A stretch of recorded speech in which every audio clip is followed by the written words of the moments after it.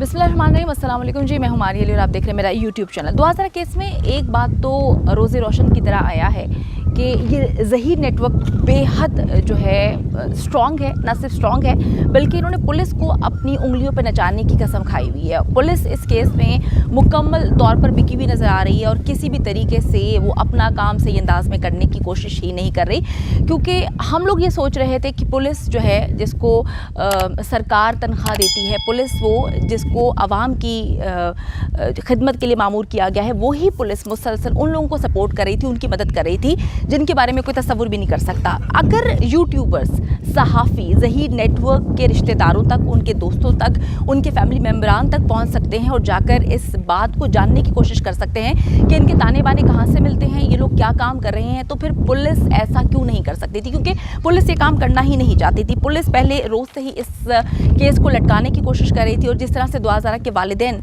हर वक्त हमें तड़पते हुए दुखी नज़र आए हैं, पुलिस ने ज़रा बराबर भी उनको सपोर्ट करने की बजाय बल्कि उनको धक्के मारते हुए नज़र आए हैं। अच्छा जी, पहले रोज़ से ही मारूफ यूट्यूबर हारिस भट्टी जो हैं वो दुआज़ारा केस पर बेहतरीन अंदाज में काम करते हुए नज़र आए और वो ज़हीर नेटवर्क के बेहद करीब पहुँच चुके हैं। आज हम उनसे बात करते हैं और जानते हैं कि एग्जैक्टली जो ताने बाने हैं वो कहाँ से मिल रहे हैं, ज़हीर के जिन रिश्तेदारों से, जिन दोस्तों से उनकी मुलाकात हुई, उनकी जानिब से ज़हीर के बारे में, उनकी फैमिली के बारे में क्या कहा गया। अस्सलाम वालेकुम हारिस, उम्मीद करती हूँ कि आप ठीक होंगे। हारिस, आपने ज़हीर के एक दोस्त के पास आप गए हैं और आपकी मुलाकात उस करीबी दोस्त से हुई है।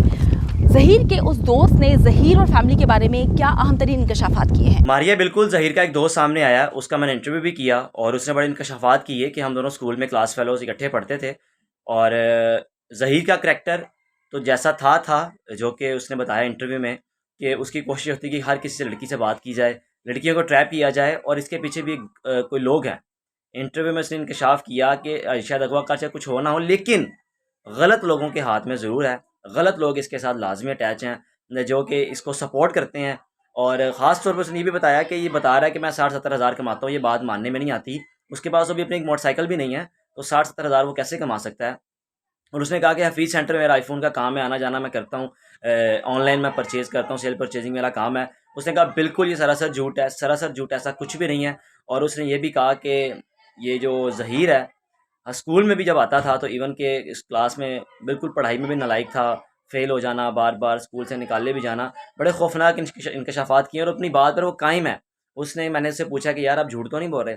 उसने कहा भाई मैं अकेला नहीं हूँ, मैं पूरी क्लास लाके खड़ी कर सकता हूँ कि ज़हीर का करैक्टर कैसा था। हारिस, दुआज़ारा और ज़हीर के कुछ इंटरव्यूज़ मंजर-ए-आम पर आए हैं। आपको क्या लगता है कि वो इंटरव्यूज़ फैब्रिकेटेड हैं? मारिया, बिल्कुल वही बात आपकी मैं करूँगा कि ये इंटरव्यू प्लांटेड थे। अगर वो प्लांटेड नहीं है तो इंटरव्यू किसी और के सामने भी आना चाहिए था, किसी और से करवाया जाए, किसी न्यूट्रल पर्सन को करवाया जाए जिसने इस केस पे पहले दिन से काम तो किया लेकिन न्यूट्रल वे में काम किया है। मौका दें, किसी को भी मौका दें। आप किसी बड़े प्लेटफॉर्म में, किसी इलेक्ट्रॉनिक मीडिया में, किसी माने-जाने सहाफ़ी को दें कि जो बच्ची बोले कि मैं गाड़ी में आई हूँ कराची से लाहौर, तो वो सहाफ़ी फ़ौरन सवाल करे, बेटा ये बात माने मेरी, सच बताएँ। ऐसा सहाफ़ी को इंटरव्यू करें ना, ये प्लांटेड इंटरव्यू ना करें। जब बच्ची मुँह में डाल रही है, उसके अल्फ़ाज़ मुँह डाले जा रहे हैं, तो आप वो कहे जा रहे हैं ओके, ओके। जामे शरीफ पसंद है? जी, जी, ओके। आपको जामे शरीफ पसंद है? जी, मुझे जामे शरीफ पसंद है। मैं घर से निकली, मुझे गाड़ी मिल गई, गाड़ी वाला कहता है मैं लाहौर जा रहा हूँ इत्तेफ़ाक से। उस दिन सारे करम उसी दिन थे। अल्लाह ताला के ख़ास जो करम, अल्लाह ताला सब पर करम करे। लेकिन ये जो करम है वो सब एक दिन कैसे हो गए कि बच्ची 2:30 बजे निकलती है, रात 3-4 बजे भी अगर पंजाब यूनिवर्सिटी पहुँचे तो बच्ची वहाँ एक खातून लड़की बैठी हुई थी जिसके फ़ोन पे कॉल करके वो ज़हीर को कहती हैं कि भई मैं आ गई हूँ। ज़हीर को पता ही नहीं था। और कोई शख़्स कैसे टैक्सी ड्राइवर, ये बात मानने में आती है कि कैसे कैसे वो किसी बच्ची पर यकीन करके उसको कराची से लाहौर ले आए, जब उसके पास एक चवानी भी नहीं है, पैसा नहीं है उसके पास, उसने 16 घंटे में कुछ खाया नहीं है, कुछ पिया नहीं है। कोई भी ड्राइवर जिसको इस चीज़ की गारंटी जब तक नहीं होगी कि आपको लाहौर जाके पैसे मिल जाएँगे, कॉल पे राब्ता नहीं होगा, हाँ बच्ची आप ले आएँ, हम आपको पैसे दे देंगे, या गारंटी मिल भी जाए उसके बावजूद हज़ार दफ़ा सोचेगा 1250 किलोमीटर सफ़र तय करके मैं कैसे जाऊँगा। कोई एंकर, कोई साफ़ी, कोई बैठा ऐसे सवालात तो करता, फिर मैं मानता कि इंटरव्यू प्लांटेड नहीं है। पॉइंट से बात निकालता और ज़हीर को बता रहा है कि 3.5 साल से हमारा राब्ता था। माँ बेचारी कह रही है कि हल्फ़न अगर घर में कभी पता हो या कभी रिश्ता भेजा हो तो मेरी 2 बच्चियों की जान चली जाए।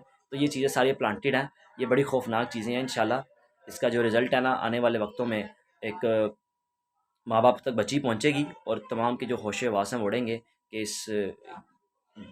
इस प्लानिंग में, इस प्लांटेड इंटरव्यूज़ में, इस पूरे सिनेरियो में, इस पूरे आप ये कह सकते हैं कि जितना भी ये मामला चल रहे हैं 2 माह से, इसमें कौन कौन मुलविस और कितने खौफनाक इंकशाफात। हारिस, जैसे आप इस केस को डे वन से देख रहे हैं, मैं भी देख रही हूँ, और मुझसे भी बहुत सारे लोग सवालात करते हैं कि क्या आपने दुआ ज़हरा और ज़हीर का इंटरव्यू लेने की कोशिश की। तो मुझे तो पता है कि क्यों हमें इंटरव्यू नहीं मिल सका या क्या वजूहात हैं कि मैं उसका इंटरव्यू नहीं ले सकती। आप मुझे बताइएगा कि क्या आपने दुआ ज़हरा और ज़हीर का इंटरव्यू लेने की कोशिश की है? मारिया, मेरी बड़ी ख्वाहिश थी कि मैं बच्ची का इंटरव्यू करूं, और जिस तरह लोगों ने कर लिया कि मैं पता तो करूं कि जो इंटरव्यू हो रहा है ये क्या मामला क्या हैं। तो आप यकीन जानिए कि सिर्फ 2 से 3 लोगों ने इंटरव्यू किया है। इसके अलावा किसी शख्स ने इंटरव्यू नहीं किया, किसी की रसाई मुमकिन नहीं है। एटलीस्ट हमारी रसाई तो करवाएं, हमें मौका दें, हम बात करें, हम पॉइंट आउट हर पॉइंट से रिलेटेड बात करें। और जब बच्ची को बातें पढ़ाई गई हैं, बच्ची के मुंह में वो अल्फाज डाले गए हैं, बच्ची बार बार इधर देख रही है, चार दीवारी देखकर जवाब दे रही है, 2-4 लोग इर्द गिर्द खड़े हुए हैं, और इस खातून यूट्यूबर की वीडियोस भी सामने आ रही हैं कि जिसमें वो आंखों के इशारे कर रही हैं। तो 100% बल्कि 110% सोशल मीडिया पर इस इंटरव्यू की हाइप क्रिएट है और ट्रोलिंग की जा रही है कि बच्ची के मुंह में अल्फाज डाले गए हैं, बच्ची के अल्फाज फिर अपने नहीं है, बच्ची को स्क्रिप्ट दिया गया और बच्ची को जामे शरी की वहाँ पे अजीब सी गुफ्तगू की जा रही है, क्या पसंद है, जामे शरी पसंद है, मेहंदी लगी हुई है। और बच्ची बेचारे माँ बाप बच्ची को तरस रहे मिलने के लिए, बच्ची घर आ जाए या बच्ची जल्दी से हमें मिल जाए। और ये वहाँ पे खातून यूट्यूबर बैठ के वो उनकी प्यार मोहब्बत की कहानियाँ शेयर कर रही हैं। वाह जी वाह, आपकी तो मोहब्बत ही बड़ी कमाल थी, सदियों भरी मोहब्बत नहीं हमें देखने को मिलेगी। यानी कि इस तरह की अजीब सी गुफ्तगू इस इंटरव्यू में की गई है। उसके बाद सोशल मीडिया पर जो लोगों का रिएक्शन आया वो आपके सामने है कि लान तान लोग कर रहे हैं उन खातून पर, और उन खातून को पॉइंट आउट कर रहे हैं कि ये किस तरह। और ख़ास तौर पर बड़ी इंपॉर्टेंट उन्होंने बात की कि मेरा पहले दिन से आपसे रब्ता था, यानी कि पाकिस्तान में पंजाब और सिंध की पुलिस बच्ची को ढूंढ नहीं पा रहे थे, और ये खातून का पहले दिन से रब्ता था और इन्होंने बताया भी नहीं।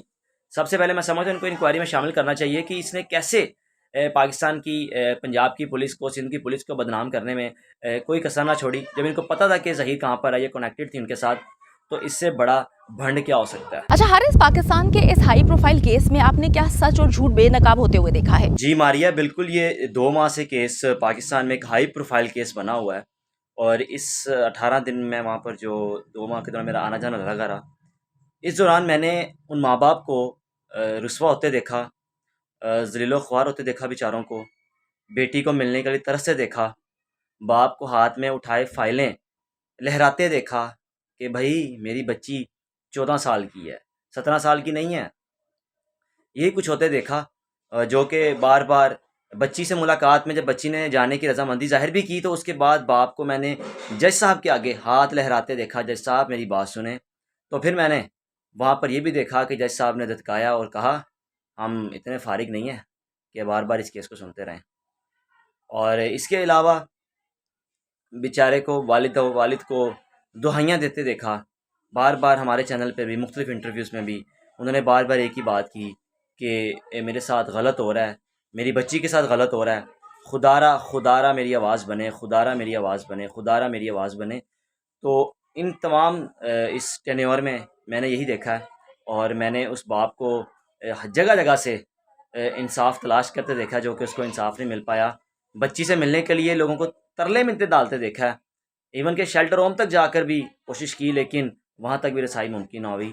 मैंने इस 18 दिन में उस माँ बाप को बेटी से मिलने के लिए बड़ा बस लोगों को बार बार कहना, और बाद में इवन के हैवी अप्रोच यूज़ करने के बाद भी ये हाल था कि माँ बाप बच्ची को मिल नहीं पा रहे। बहुत शुक्रिया, हारिस भट्टी हमारे साथ मौजूद थे, जो अभी तक कराची 2 बार जा चुके हैं और पिछले 18 दिन से वो कराची में दुआ ज़हरा की फैमिली के पास मौजूद थे। इस केस को डीपली ऑब्जर्व करने की कोशिश करें हम लोग मिलके। कुछ लोग कराची जा रहे हैं, कुछ लोग यहाँ पर बैठकर अपनी इन्वेस्टिगेशन करके अपनी टीम के थ्रू जितनी भी मालूमात हासिल कर रहे हैं। इससे तो सिर्फ एक ही चीज़ पता चल रही है कि जो सिंध पुलिस है या पाकिस्तान की पुलिस है, मुकम्मल तौर पर वो फ्लॉप हो चुकी है। किस तरह से उन्होंने इस केस को ना सिर्फ ख़राब करने की कोशिश की, बल्कि उन्होंने वालिदैन को जितनी तकलीफ वो दे सकते थे, उन्होंने कभी धक्के मार के दी, कभी उन्होंने जुल्म सितम करके दी। तो ये सिर्फ एक मेहदी अली काज़मी की आवाज़ नहीं है, ये पूरे पाकिस्तान के हर उस शख्स की आवाज़ है जो औलाद वाला है, जो साहिब औलाद है, जिसके पास बेटी है।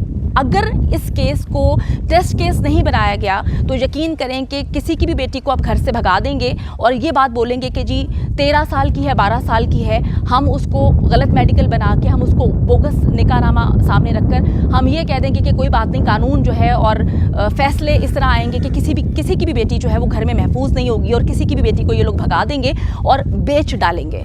उम्मीद करती हूँ कि वीडियो पसंद आई है। कमेंट सेक्शन में जाके जल्दी से अपनी राय का इजहार करें, वीडियो को ज़्यादा से ज़्यादा शेयर करें, मेरे चैनल को सब्सक्राइब करें। और पाकिस्तान एक खूबसूरत मुल्क है, उस खूबसूरत मुल्क के हवाले से मैंने एक चैनल बनाया है, उसको पिन कर दिया है, लिव लाइक मारिया। जल्दी से जाके उसको भी सब्सक्राइब कर लें।